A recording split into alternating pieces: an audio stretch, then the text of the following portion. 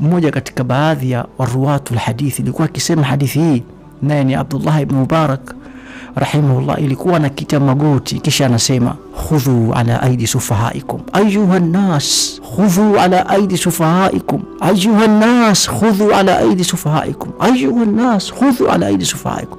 Enyi watu, washikeni mikono wapumbavu wenu, watazamisha jahazi. Jahazi itazama na watu wachache wanapasua ubao, eti wanataka maji, eti tusiwaudhi wale juu. Khudhu ala aidi sufahaikum, shikeni mikono ya wapumbavu wenu. Anarudia mara 3 wakati anasoma hadithi hii, huku amekita magoti kuonyesha ukubwa wa shaira hii ya amru bil ma'ruf wa nahy anil munkar, kuamrisha mema na kukataza maovu. Na hii sura ndio ambayo tatajassad fi hadhi al-umma al-muhammadiyya, inajitengeneza kama ni mwili mmoja katika umma wa Mtume Muhammad alayhi salatu wa taslim. Mimi nakumbuka katika baadhi ya vitu ambavyo nataraji biidhnillah taala na kupitia kwa Radio Nur kufanya vipindi maalum ya kueneza hii shaira, na nimefanya hivi baada ya kupata semina moja, ilikuwa semina nzito.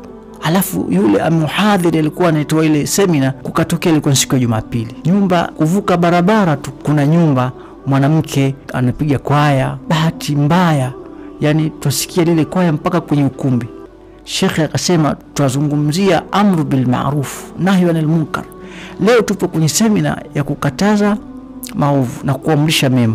Naomba watoke watu wawili waende wakamkataze, watumie mbinu yoyote bila ugomvi, watu wenye busara. Na mimi nikajifanya kimbele nikasimama. Akatokea mwingine na akasema tumeenda. Tulipoenda wale tuliwaona, tukawasalimia, tukauliza mwenye duka ni nani, tukaoneshwa, tukamsalimia. Alikuwa amevaa msalaba, dada mmoja. Tukamwambia ukhti, tuko ndani ya semina na hii sauti inaingia mpaka kule tuliko, tuomba basi utupunguze, utuzimie hii au uipunguze.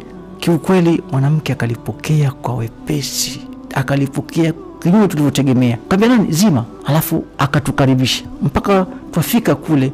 Anaitwa semina na wanafunzi wanashangaa. Mimi mwenyewe nilishangaa, nimepataje ujasiri huu ambao ujasiri huu hatuna. Twapanda mabasi ambao tuwaona vioja tofauti. Yaani kila unapozunguka kulia, ukazunguka kushoto utakuta jambo, lakini huwezi kuzungumza. Na kama utakuwa unaamrisha au unakataza utaonekana kama una kichaa. Bali utakuwa kero, bali inawezekana utakuwa ni mzigo katika jamii ambayo unaoishi.